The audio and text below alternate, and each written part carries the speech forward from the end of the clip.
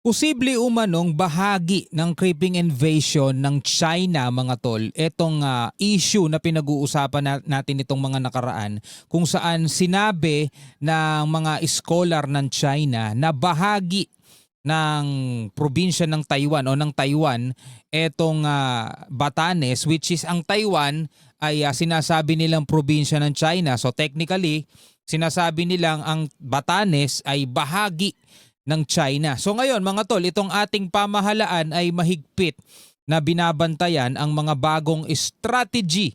No, palagay ko strategy nito ng China mga tol na inaangkin o napag-angkin dito sa Batanes. Samahan ninyo ako mga kapatid, pag-usapan natin to.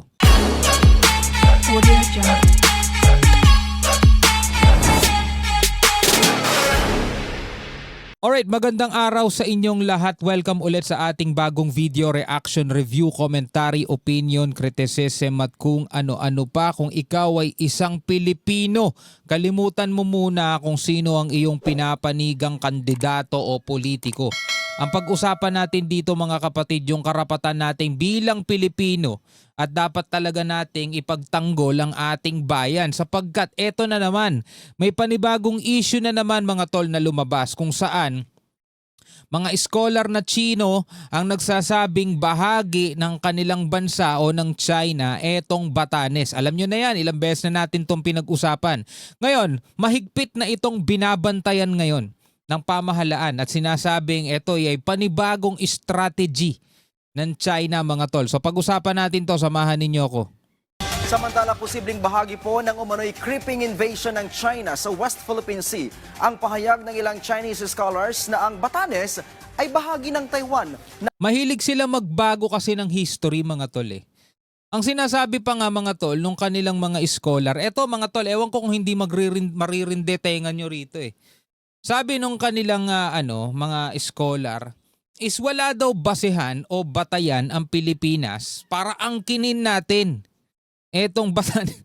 Grabe, tayo pa umaangkin no? My goodness!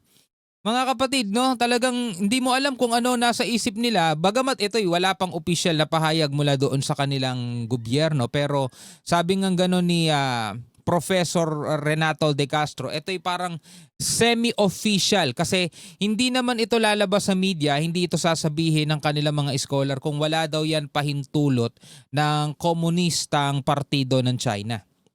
Ano sa tingin nyo sa bahaging yun mga kapatid, no? So, ito'y bahagi lang ba ng strategy nila na unti-unting pag-expand ng kanilang teritoryo na pagka pinabayaan talagang baka sabihin nila yung Manila talagang kanila yan. No, ano sa tingin nyo? Tuloy natin. Na kinikilala bilang probinsya ng China. Yan ang ulat ni Elijah Canlas. Mahigpit na binabantayan ng pamahalaan ang bagong estratehiya ng China matapos magpalabas ng pseudo-legal na katwiran ang mga akademikong Chino na umaangkin sa isla ng Batanes. Ayon kay Ray Powell, Executive Director ng Sealight Foundation ng Stanford University, nagkasundo sa isang symposium ang mga iskolar na ang Batanes Islands ay pagmamayari umano ng China. Nagkasundo sa isang symposium, nagkasundo-sundo sila mga tol. Yung mga iskolar ng China na ang Batanes ay bahagi ng China. Nagkasundo-sundo sila mga tol.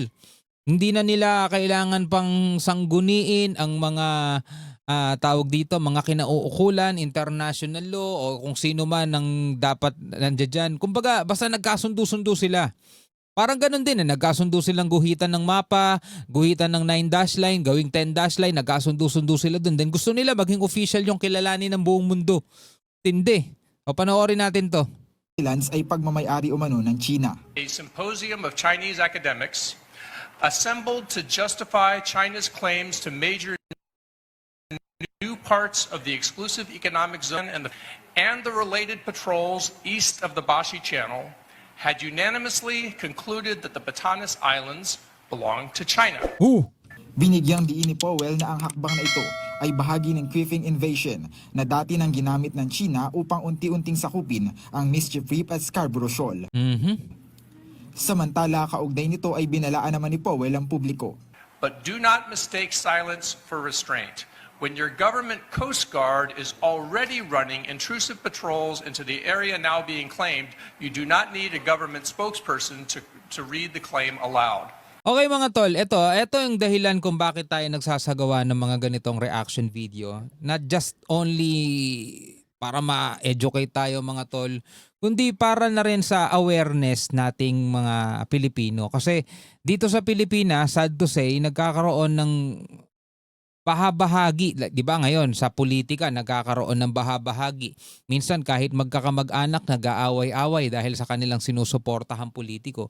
Pero ito rin kasi mga tol, yung nagiging dahilan kung bakit yung ibang mga Pilipino is willing nang ipamigay yung kanilang bansa. Bakit? Kasi yung sinusuportahan nilang politiko, yung sinusuportahan nila mga tol is pabor doon sa China. So kung ano man nasabihin ng China, kung ano man ang gawin ng China, pinagtatanggol pa nila, nagiging ganun na rin mga tol. Etong mga Pilipino, mga botante, mga mamamayan, nagiging ganun na rin ang paniniwala. Huwag nating awayin ng China, baka garahin tayo.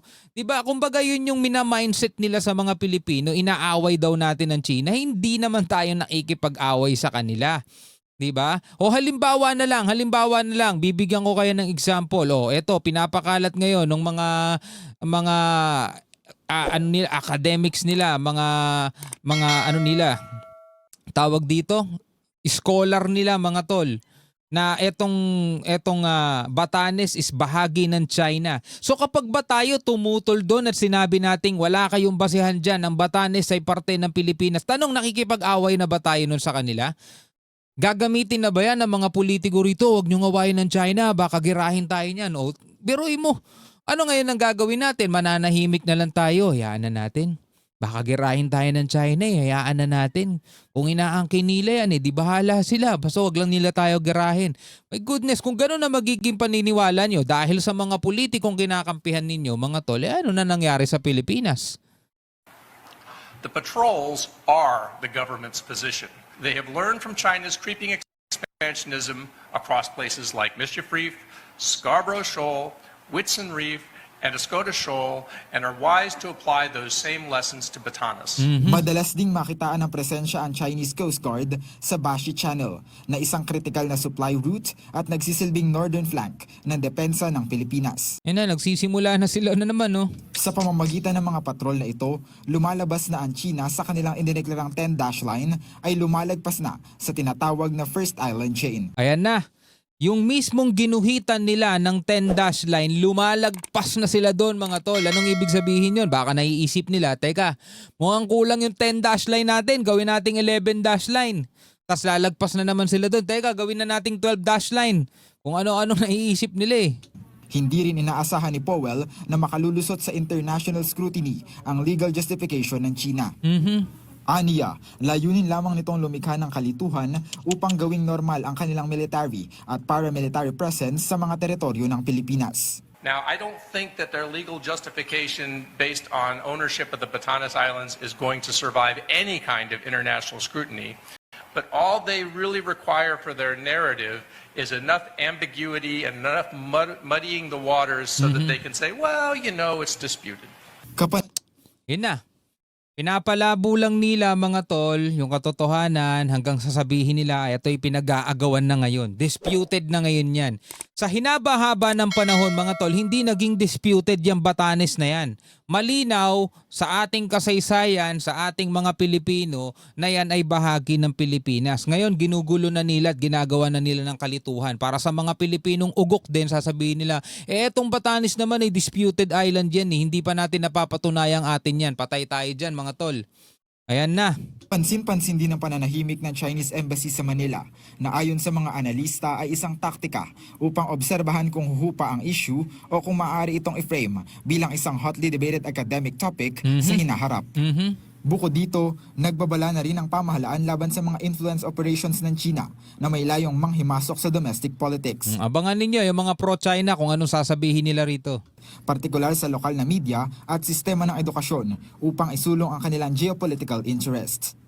Elijah. Halimbawa na lang dito sa Scarborough Shoal mga tol, sa hinaba-haba ng panahon, eto'y kinikilala bilang isang traditional fishing ground. Walang problema tayo dyan. Kailan lang naging disputed yan eh? Nitong 2012 lang mula nung sinakop nila yan, naging disputed na yan eh. Ay naku po. Anyway, bilang mga Pilipino at mga tunay na Pilipino, ano ang inyong masasabi tungkol dito? Comment na lamang kayo sa ibaba.